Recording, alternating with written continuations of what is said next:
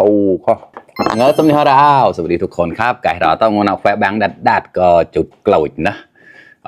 ต้มจืดนะอย่าได้ดื่มประมวลจุดสมณะวายนะอย่างเดียวนะวายแปมนะดื่มประมเซมนะต้มจืดหน่อไม้สดครับใส่เหลงหมูนะครับเนี่ยแซ่บๆครับมากินด้วยกันเลยครับมะนาวกะทิแฝงหมูทรายจะก่อนก็แกะขนาดใหญ่ๆนะเนี่ยแกะขนาดแปะได้แปลงหนุกวานเลยนะมวยก่อน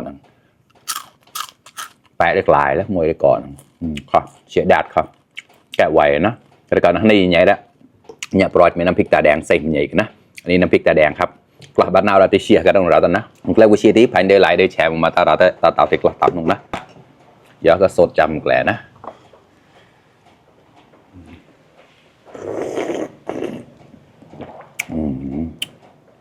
ดาดก็หวานมากครับ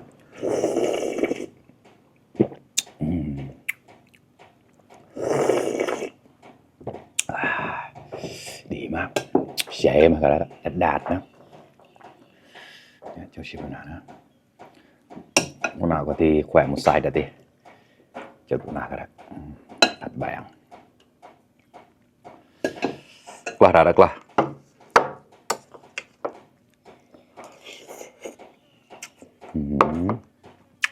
ก็ดาดมาขนาดนี้ใช่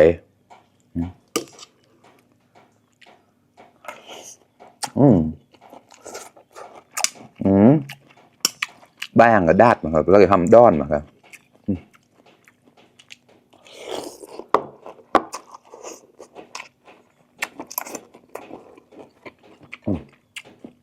โม่เสียมนะโอ้โม่ละเสียมเด้อจะได้เอาก๋วยจั๊บนะ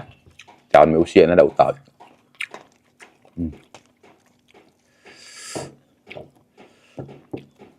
พาวุชินะ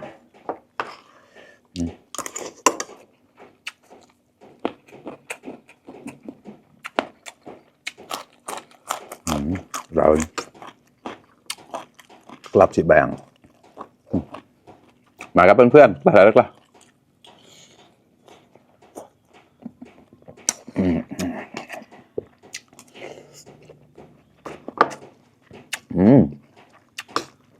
ได้ปอม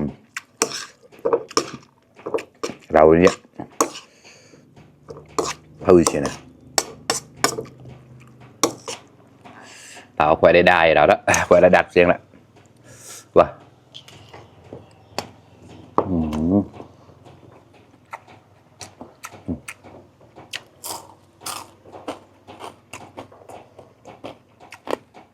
phải trở quan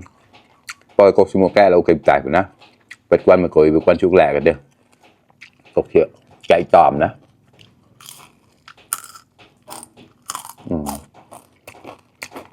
chú là bao nhiêu là xa mà tại đẹp lại để tôi mời đi câu thử đọc để cho tập đàn toàn này là cần á không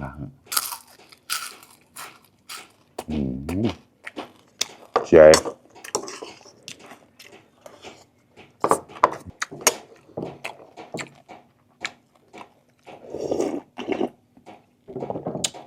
nhà chút lội mà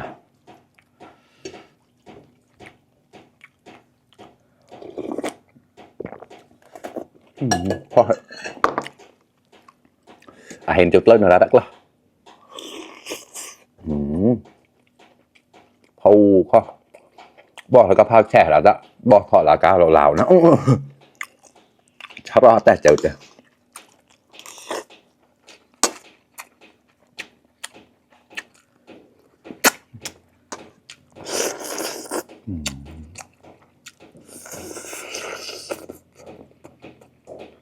đừng nó đặt vào nào có ngoài thì xỉa cởi nhé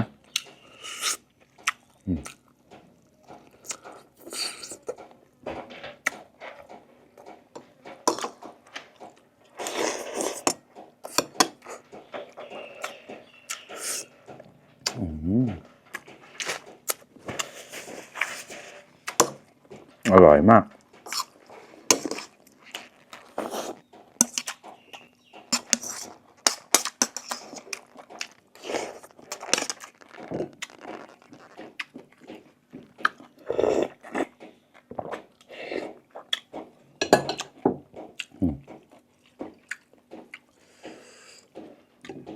นี่ก็ตามจดแฝงแบงค์ระดับของเราละเชื่อหนูคอมเมนต์นะ เร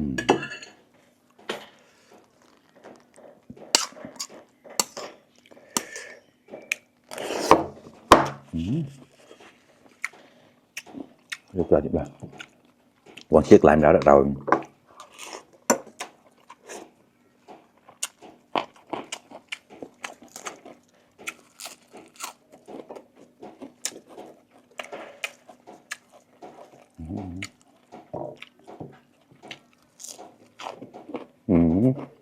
Huh.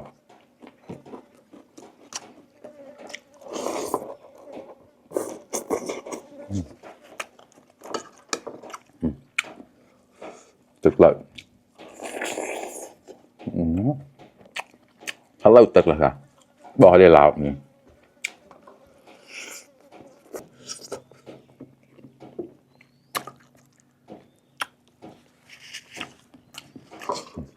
Qua rồi đó. Mà các bạn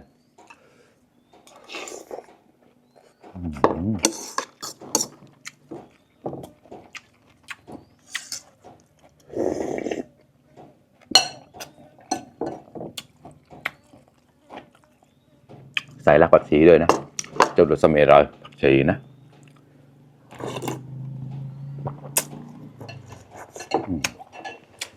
หอมหมูมั้งอ่ะ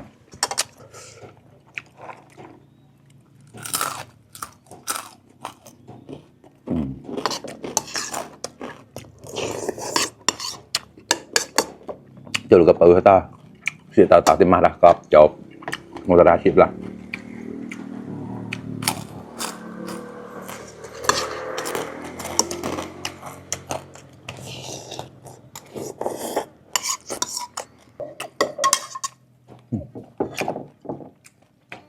sẽ chịu được mà lọt rồi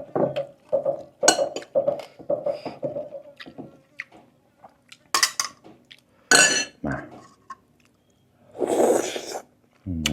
khó tại chọt rồi